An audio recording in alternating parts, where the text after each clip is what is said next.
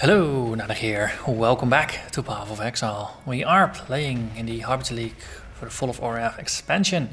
We're standing in front of the Belly of the Beast times 2 for Act 9.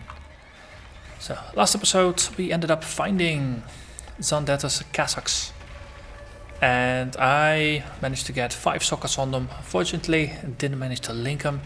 And at this point, spending boatloads of currency on 5 linking it doesn't feel all that right. So a 4+1 is going to be good enough. 43% chaos resistance and consecrated ground when I block is pretty nice to have. So chaos resistance is now at 29%. If I drink a amethyst flask, that goes up to 64. So we can fend off pretty well if chaos damage is going to get thrown at us. It's definitely an improvement over the negative 18 which I had before I started swapping gear around. However, I did lose quite a bunch of elemental resists from my armor, so I also overhauled my gloves. They also happen to roll some chaos resist, so that stacks rather nicely. 33% fire resistance is pretty nice. These boots, 35 fire, 35 lightning and another crafted 26% cold resist. There's no movement speed on here, but other than that this is a pretty solid one. Also 63 to life. And this ring fills in the cold resistant gap that was there before. And it also gives us a little bit of life. This is probably the weakest bit of gear, and actually we are no longer undercapped. I think was at 50 cold before crafting the boots. But now we are at least overcapped on everything again. And even after we defeat the Act 10 boss, we will still be overcapped on resist, with the exception of chaos resistance, which will drop to -1 at that point. But I think that's a pretty good setup. So let's do this. Let's have a look at the Belly of the Beast and see how it has changed since we were last here.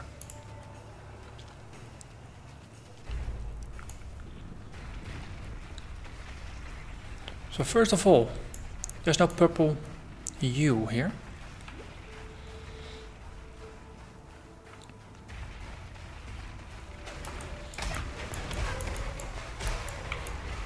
Some more Ophidians. A strongbox. Additional sockets. Lovely. That means take a step back and murder everything.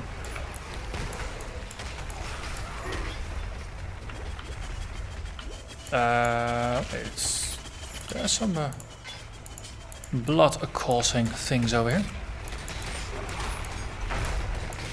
Crystal ore map. It is appropriate that we find it in this area of the game. Being close to the mines and all that. Having consecrated ground, definitely something I enjoy, just as a little bit of extra security. Also makes it easier to recover from any life I happen to accidentally sacrifice if I start casting Dark Pact too soon. That's 2 blue. Exactly. That is Harbinger blue.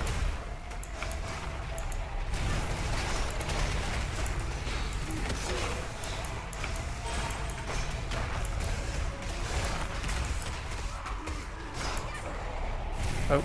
Let's get out of the circle. Yeah, that's engineering shard, binding shard, and kinda meh, the alteration shard. But still, not all the little bits they do help. A small stack of alteration shards, see it as a compact representation of a rare item that you don't have to ID and sell.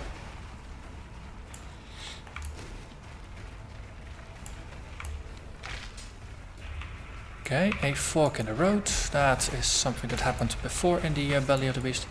It's not level 1 or 2, it's just the belly. Also, those spikes, they remind me quite a bit of one of the talisman ones. The bone shard, bone spire, something nasty at least.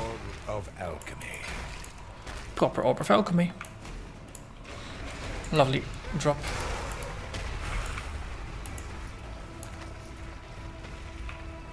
Okay, now there's even more branches that we have yet to explore.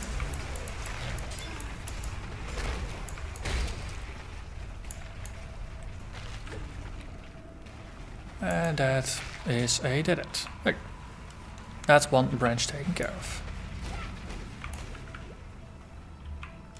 So then I might as well just backtrack a little bit and see what was in the back there. Could be that, oh, something along the lines of the Bone Queen, a guaranteed unique, that it is gonna be here. I would hate to miss out on that.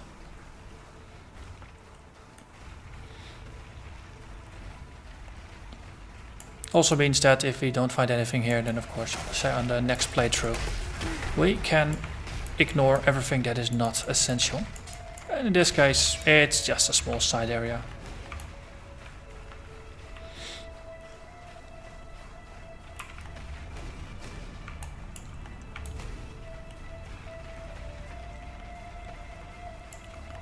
Okay, let's go to the right.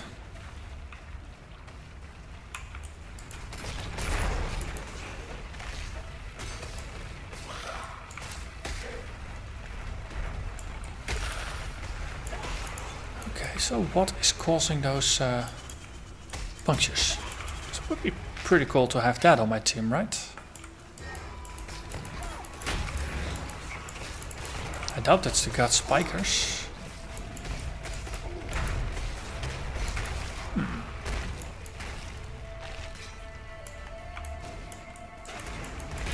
That's the Ophidians.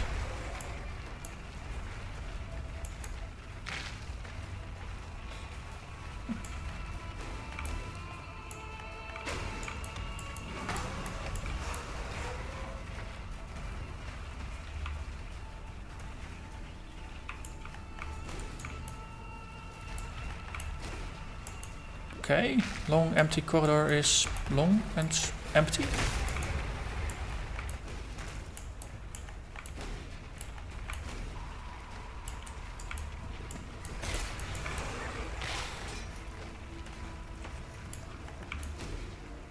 And of course now I don't see the ground spikes anymore.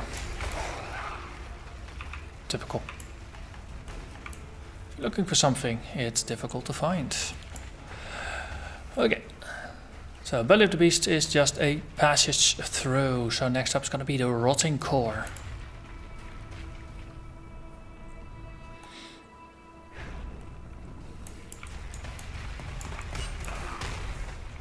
'64 area.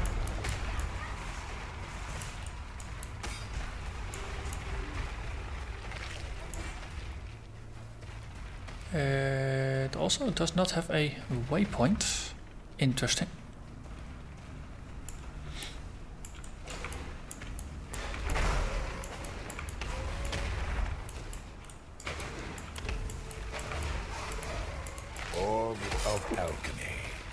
I just realized we did skip out on a couple of the branches in the previous one, but all that backtracking in a maze-like level like that, I do find it to be tedious. So for now, we're just going to accept that if there was something very interesting on the other side, then we're just going to miss out on that for this playthrough.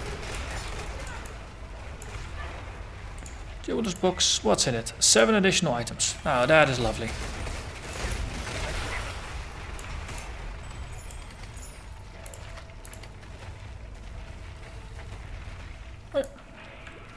Nothing that is useful. Oh, and already an exit. The Black Heart. Ah, that went rather quickly. So, let's take a quick trip up to town. And empty our pockets. Have a quick chat with everybody to see if they have anything to say about this. Nope. Nope.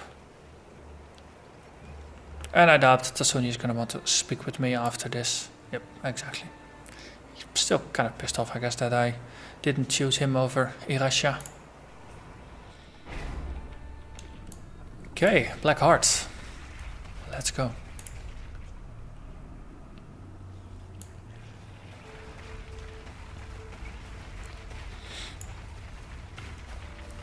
Okay. Something doesn't seem right. Yes, it would appear our old friend Malachi has one final trick to play. A thaumaturgical wound to the hearts of my precious beast. This complicates things, but not perhaps so much that there is nothing we can do. Exile, listen to me. I'm about to release the souls of our unholy Trinity from their decanter. Their anger will exude more power than you have experienced ever before. You must defeat them one by one to fuse their remnants into something volatile enough to coax the dark ember from its womb. Ready yourself. Okay. Daedalus, Chevron and Maligaro. Ah, there are portals. I expected them to pop in here one by one. Okay. Let's do them in the order listed. Or, hey, he has got something more to say. The souls of these three continue to surprise us. Quickly now, the hearts have become doorways.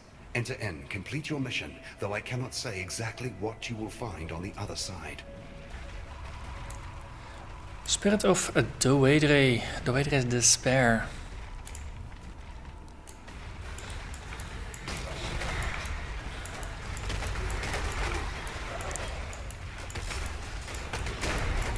Doedre's monolith. There are okay. They cause circles of curses. So what's up with the stuff in the sky? Is that something that is harmful? No, that's just a graphical effect.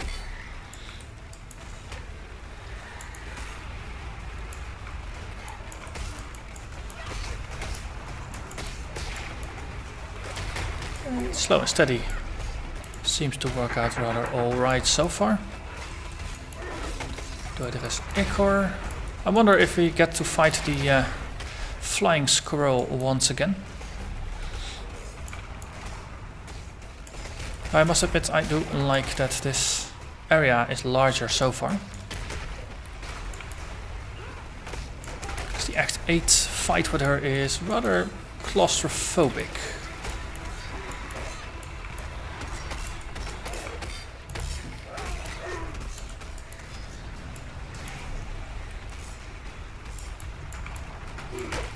What is the upside, of course, of this build is we can just shoot at these cursed things from a distance. Normally, if as a meleeer you would have to get closer. We can simply remain unaffected.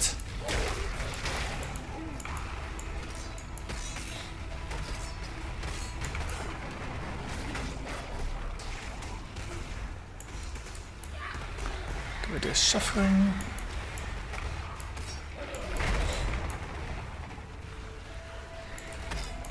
Okay, there's a bit of overlap here with multiple of these totems.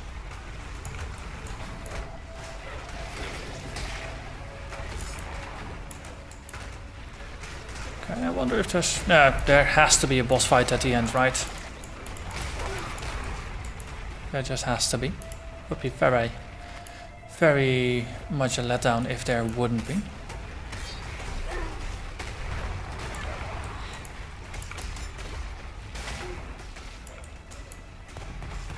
I wonder if it's going to be a reimagining of one of the fights or just an amped up fight or a combination of the previous two fights. We'll know soon enough.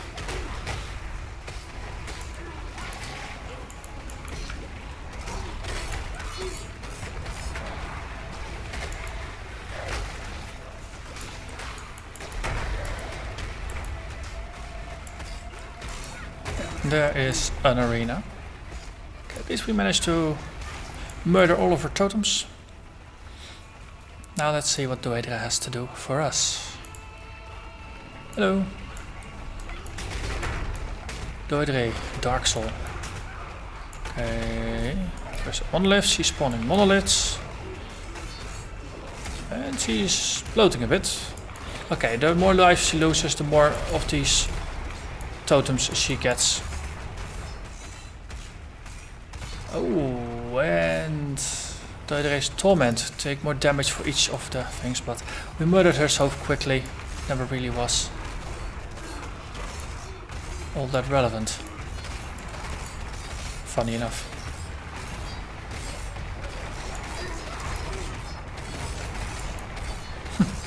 popping up.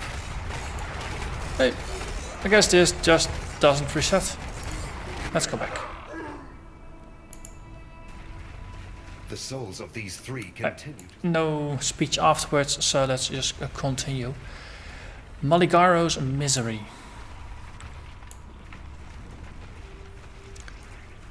Okay, dreamlike version of the Chamber of Sins. Oh, Chaos Tornado. It's a purple tornado. Let's not confuse purple with chaos, since that's not always the case. And it is a mistake I do make more often, because I tend to associate the colors with the elements. In this case, see, it's not chaos, because it doesn't hit my life, it only hits my energy shield.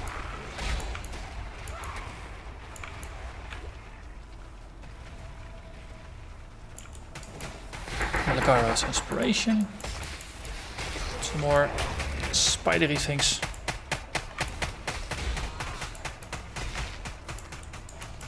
Let's just teleport the minions here and move forward. More purple orbs getting shot. I wonder if those tornadoes will keep haunting me, or whether they're just gonna remain in place where they are. So far we've acquired 2 of them.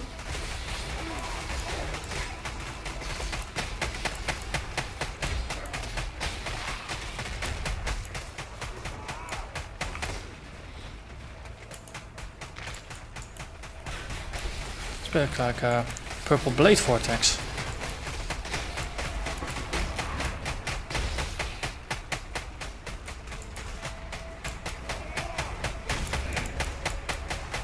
Hey, do I see a spirit just striking at me every once in a while?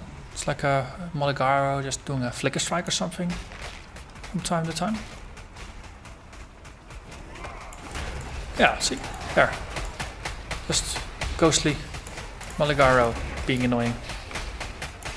Because of course, he always does, being annoying. I do like how this is very different from the previous fight. It's one of the things that in general, with all the expansion content, there's well, some areas are very easy for some builds, and some areas are very difficult for some builds. I think they specifically chose to have a variety of mechanics and attack types and styles, so there's going to be something easy and difficult for all styles of content. So let's see what Maligaro has to do in this arena.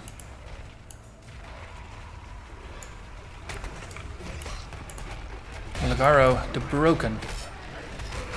Okay, lots of purple mines.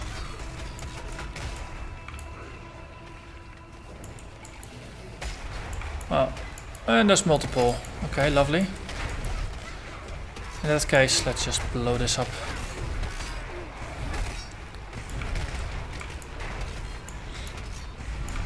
Dark Pact does deal nicely with bosses that clone themselves, since you just explode all of them. And finally, Chevron. Let's see if we're gonna get the Warden Brutus with her or not.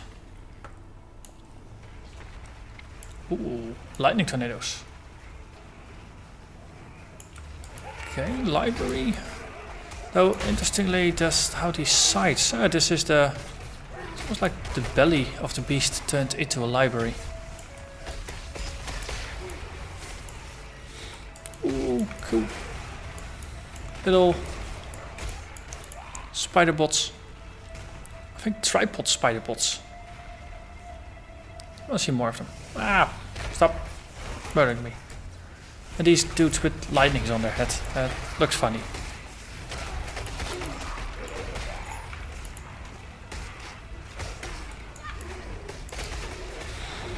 Okay, so that is the persistent element. I'm assuming though they just go in a direction, so they're easier to avoid than the Maligaro traps.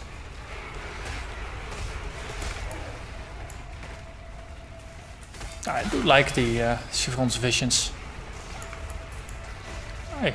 Ooh, haha, I have fun. And I have another one. Haha. I have them as pets. Okay, that looked pretty badass. Also, we're well positioned here with the bottleneck. Now, who is shooting that? Ah, wait. Is this a new Harbinger trick? That might be a Harbinger trick. No, it's purple. Purple is not really a Harbinger color.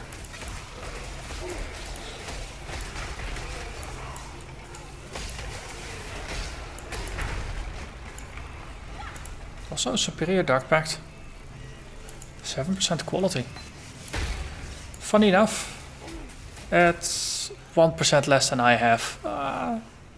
If only I had found that one earlier, then I couldn't have leveled it.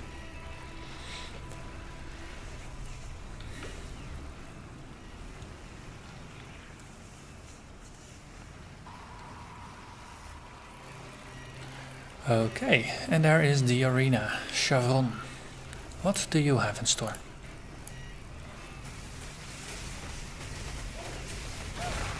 Okay. So far, it's a Act 4 Chevron fight on steroids, but just the minions themselves are completely murdering her. You do have the tornadoes to worry about, I guess. But not a single Dark Pact was needed.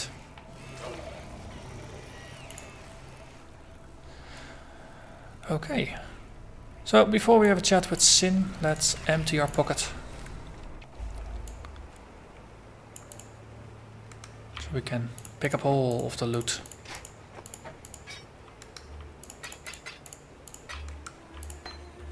Okay, let's do this. I wonder, is this gonna be Uber Malachi?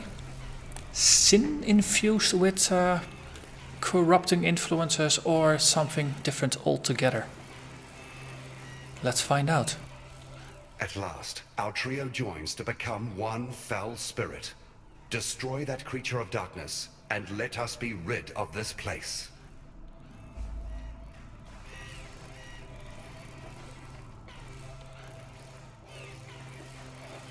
Okay, the Black Heart inside of the Black Heart. Kill the depraved Trinity.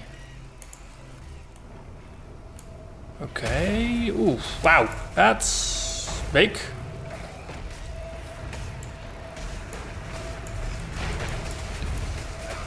Depraved Trinity. Just for now, I'm just trying to hold off on murdering it, because we did do quite some damage to it already, and the minions are painful. For him, not for me. Okay.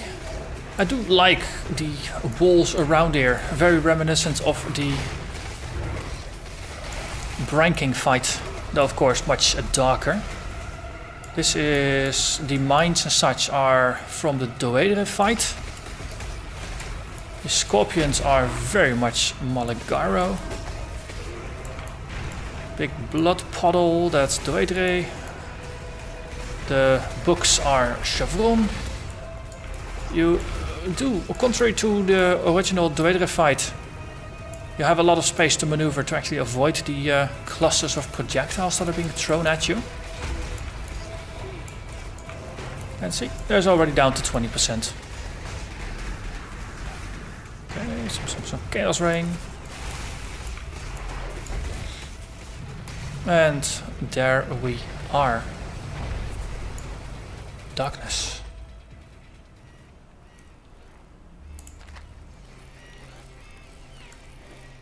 All the items that dropped got transported over here, interestingly enough. And I still have my things. So yeah, I can imagine that if you are playing a build that is not able to hide behind a large screen of minions, if you are, let's say, a melee shadow, this might be a tough fight, since you will be facing waves of minions, you will be facing large clustered explosions, as well as a boss that is just in the middle of that. So yeah, for the Dark Pact summoner, or just a summoner without even Dark Pact, this is probably going to be one of the easier boss fights to deal with. But some other builds might have a lot more issues here. It's better than the Druidris fight, but still, yeah, be careful if you don't have a lot of things to hide behind. And the Wraths are here together, so let's have a chat with both of them. First with Lily, then with Whalem, because of course quests. Let's see what they have to say. You're questioning me, the great sea mistress Lily Roth, about how she so happened to find you failing at drowning on some god-forsaken fleshy piece of land. Thought it'd be obvious. Grandfather and we came to thank you for our little reunion here you started. Caught wind that you were playing around up here with that dead beast from the locals. So we followed your trail, dreading we'd be finding your body bits strewn all over this godforsaken mountain. But lo and behold, what do we get? Our favourite exile twiddling their thumbs. Your lucky old Whalem's still got some thaumaturgical prowess in his bones. How the hell did you end up here anyhow?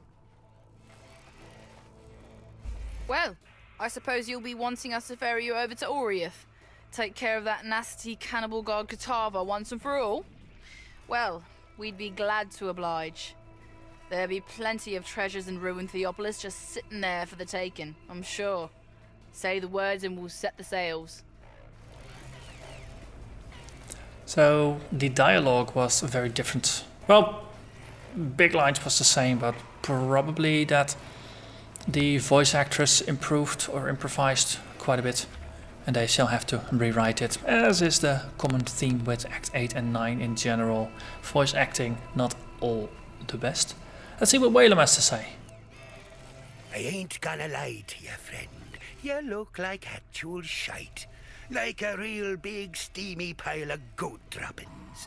What in the bloody hell happened to you since we last crossed compasses? Well, never fear. Your favourite Captain Old Rottooth is here to save the day. I guess I owes you a bit on account of bringing Lily and I back together. Okay, that's interesting. They talk about bringing them back together, but what I remember from, I think it was Act 8? That was Act 7 when we last saw Whalem. That he was just too afraid to do it or something. Aye, as you can see, I finally found a missing powder in my shot pouch. By that I mean my courage. Managed to make my way over to Lion Eye's watch to see my granddaughter finally. Tell you, I don't know what in the blazes I was fretting about. She took to me like a fish to water. It was as if no time had passed at all. Anyhow, it'd be lucky for you that we did so, as we were out looking for you to offer our thanks. Followed me compass, listened to the thaumaturgical whisperings of my ship, and next we know, we'll be following a trail of blood and guts leading straight to you, wasting your time in the middle of God knows where.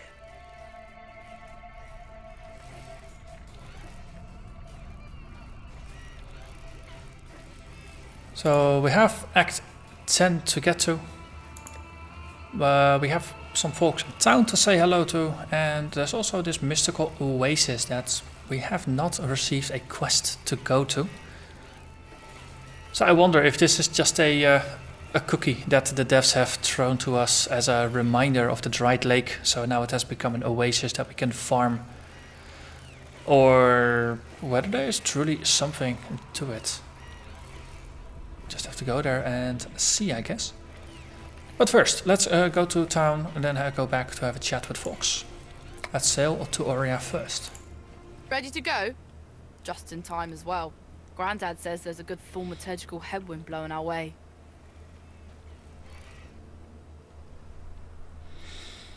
We are back on the Oriath docks where we departed in Act 5.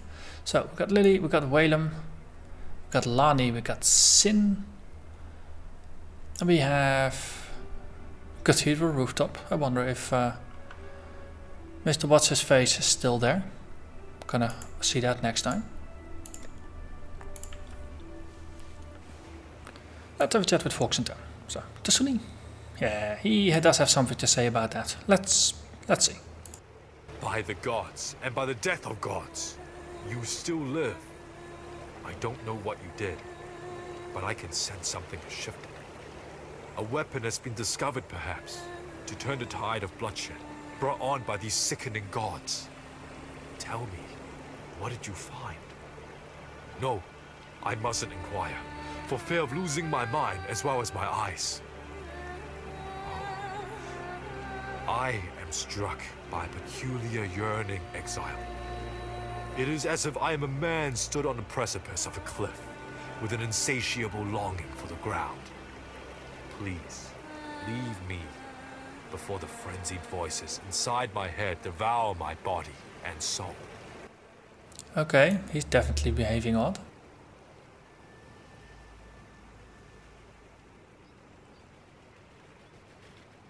There I was, tending to the animals when the ground moved beneath me.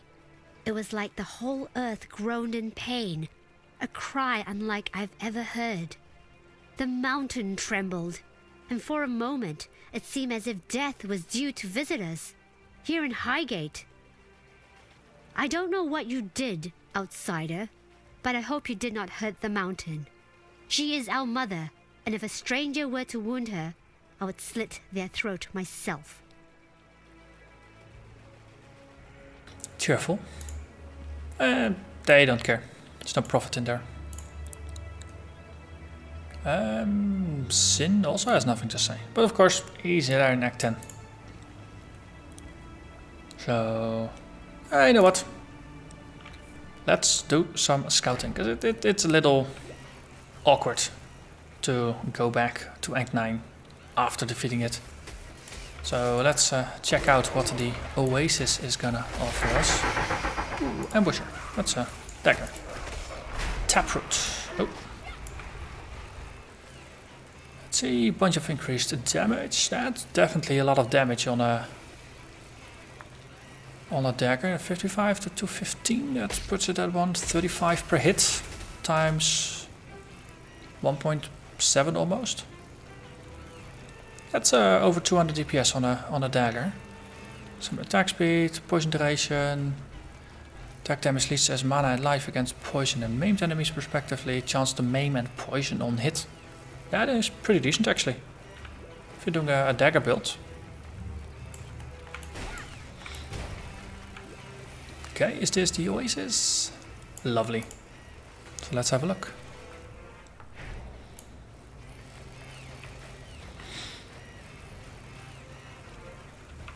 Mechanical noise from the tripods are cool. The way they shoot lightning orbs, it's almost like the dragoons from StarCraft. I like him.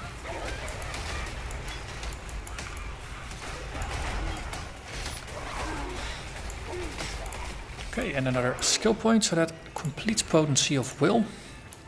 So I had a look at the skill tree from the theory craft, and basically we are done down here, we are done over there, and over here we got mind barrier, a little bit of spell block and increased energy shield from our shield.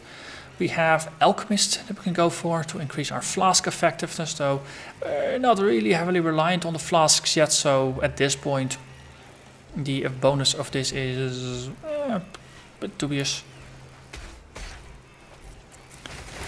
What we do have here, of course, is the witch spell damage chain. That's 5 skill points. That's gonna be quite a boost to our damage.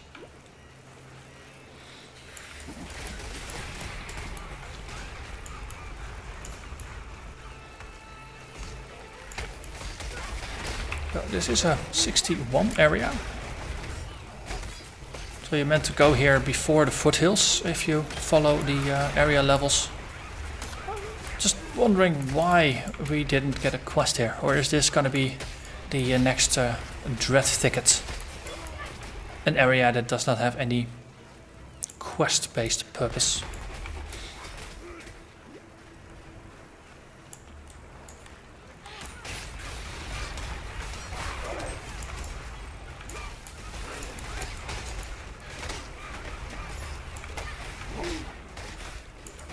So yeah, this is the only oddity about the Act 9 that I'm gonna wonder whether there is something useful to it, something that makes it worth going to, or whether it truly will be the new Dread Thicket.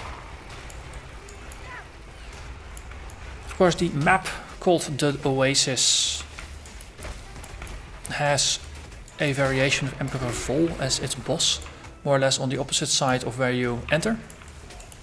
It's basically a large square or roundish map that has an oasis in the center.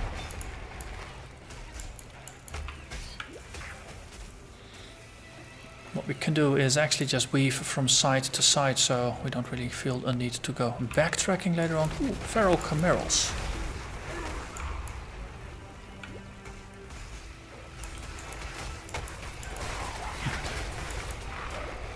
A unique dinosaur would of course be cool as well.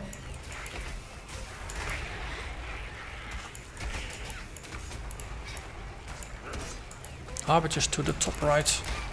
Oh, we do have the raiders, so it could be like a raider lord or something would be appropriate as well.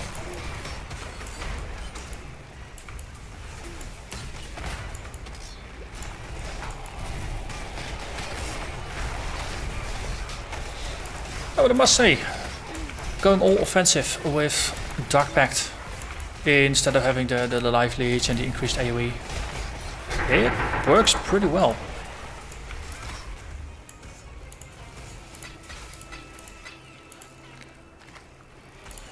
Especially, you know, being able to just crank up your damage by actually to start casting Dark Pact is really nice. But the minions themselves are already doing very respectable amounts of damage.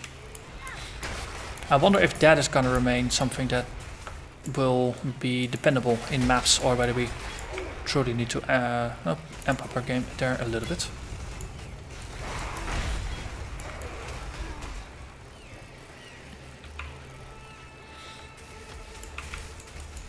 Okay, waves of fire.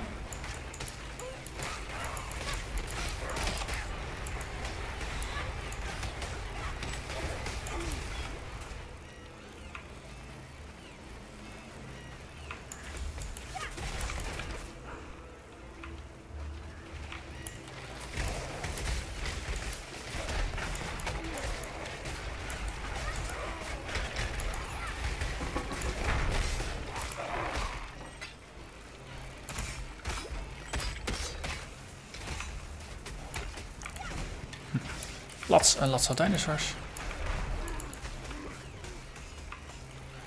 Okay, and things are narrowing, so we're getting closer to the end. Ooh, bunch of snakes, haven't seen those yet. Iron staff. Step. Put up the cage guard.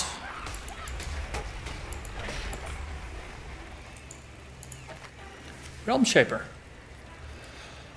+1 to fire gems, +1 to cold gems. Socket gems are supported by level 5 cold to fire, and it adds fire and cold damage as well as increased elemental damage. That's global elemental damage, not just weapon elemental. But this would definitely lend itself very well to a cold attack gem. Though, the thing is, it's a level 18 staff. So that's not very great, but there might be a prophecy tied to this that makes it endgame viable.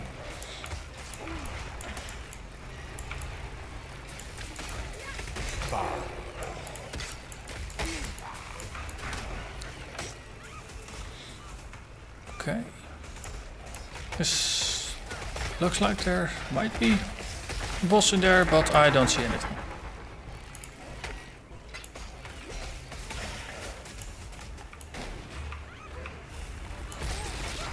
Okay, just take a step back. It got a little intense there.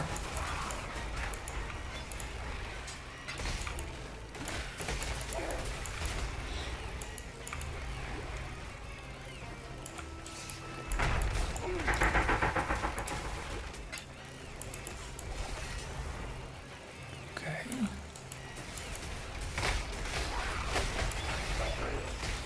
Is there gonna be a boss?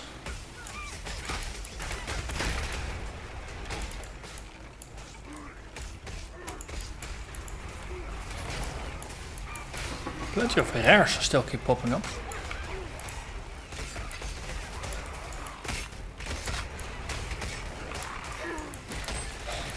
Did I see that name right? Sandworm Slaves.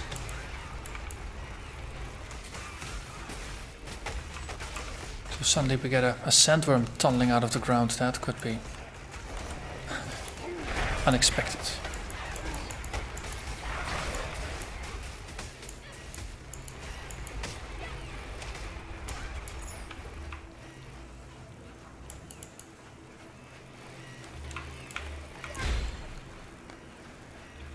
Okay.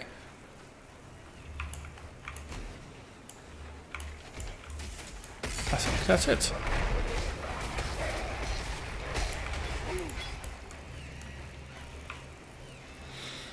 I think that is every bit that we've covered. Yeah, there's little spots here and there, but